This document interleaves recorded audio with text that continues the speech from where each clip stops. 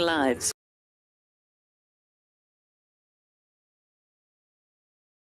$7:00. It's time for us to say a very good morning and welcome to Dr. Laura Fisher.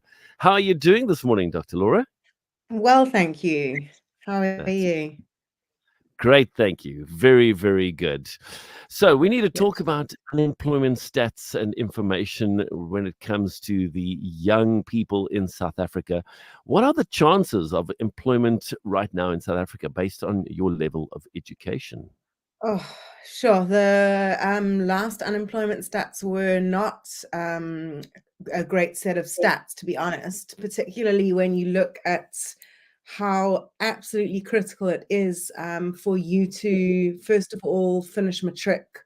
I mean, anything less than a matric, and there's like a 39% chance of unemployment. So, that was a very jarring figure. And then obviously, if you've finished matric, you kind of up your chances a bit. And if you are able to get a higher educational qualification or even a short course, you really increase your chances quite a lot. But the Q1 2024 comparisons really show that those with a matric or less than a matric are really, really vulnerable to employment, with unemployment rates in those areas of like 34.5% and 39.1% respectively, which are like higher than South Africa's official unemployment rate. So it is really critical, this issue of training and training and education. Mm. It's actually really, really scary, Dr. Laura.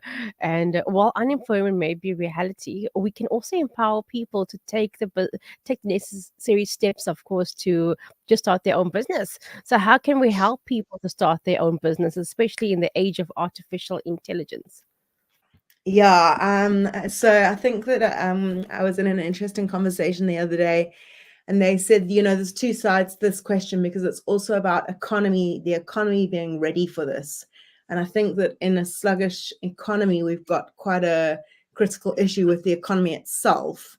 But that shouldn't stop us still, as you say, from empowering people to take the necessary leap into entrepreneurship via, I would say, the mechanism of at least a short course in some of the kind of areas that are emerging in this AI market. But we can empower people to start their own businesses, drive economic growth, provide resources and support for entrepreneurship, such as incubators and accelerators and funding opportunities.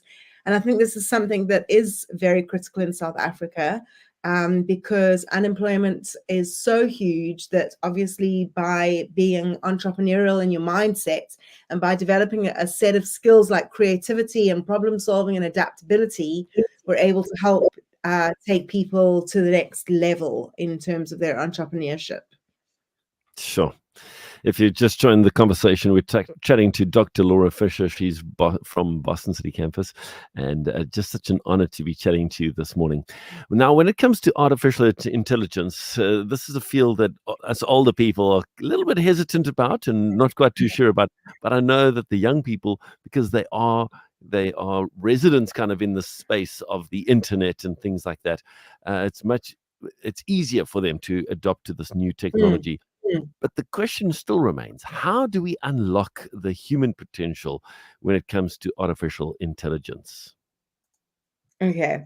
Yeah, so I think it's really important to neither glorify nor demonize AI. AI is actually not necessarily, artificial intelligence, yes, but it also augments our intelligence. And it is in our hands. We're not in its hands. So while for digital natives, as we call them, they've grown up with technology and they're comfortable using digital tools for learning and communication, I think for the older generation, there's a little bit more hesitancy around it. But unlocking human potential in the age of AI really is about looking at the kinds of things that AI is able to do and really accelerate our ability to do things like admin and more of the mundane type of tasks. And then the skills such as creativity and empathy and critical thinking still are critical skills. And then again, investing in STEM education and encouraging diversity and inclusion in these fields, we can really help, I think, to unlock the human potential in the age of AI. So we need to look at, okay, what jobs are going to be disrupted? What kind of mindset do we need to have to engage and embrace the disruption? And how then do we train or upskill ourselves for this disrupted era that we're living in? So staying on that topic with how AI can take away jobs, how do we enable our youth to increase prospects and chances of employment in the new areas and jobs that are coming about because of digital disruption in the workplace? Yeah. I mean, as AI has transformed the job market, you are right. The UN kind of reports suggest that around 85 million jobs may be displaced by 2025. But I just want to reiterate that 97 million new roles are emerging worldwide. And this is around 69 million new jobs being created by 2028. So we really need to prepare our youth for this shift. And again, just to emphasize, it's about the right mindset and the right skills.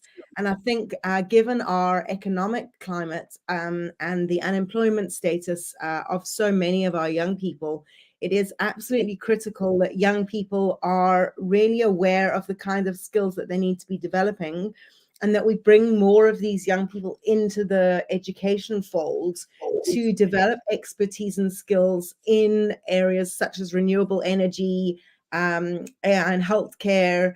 We need to really grow the next generation of talent and address the unemployment crisis. And if you look at some of the jobs that are emerging, they're really exciting jobs. I mean, digital marketing specialists, AI and machine learning engineers, virtual reality and augmented reality developers, digital content creators, understanding the Internet of all things, and the Internet of Things developers. So to enable youth to kind of increase their prospects and chances of employment in these areas, we really need to provide training and education in these emerging fields. So that's why I'm quite proud to be at Boston City Campus, where we offer a variety of short courses and certificates and diplomas and degrees with a focus on practical experience and industry partnership, so that our students are really able to be upskilled in these areas. So anyone interested in that can hop onto our website, and we also welcome walk-ins to any of our learning support centers countrywide. Brilliant. Absolutely brilliant. Dr. Laura Fisher, Head of Institutional Advancement at Boston City Campus, thank you so much for chatting to us. And I think it's so important for parents of young children to expose them more and more to this, but then also for those young people who've now matriculated maybe last year or going to be matriculating this year, to become aware of what are these new courses and opportunities out there. So it's so good. Thank you so much for your time. We really appreciate you, and we wish you and the rest of the Have a wonderful day, everyone. Thank you. Thank you so much.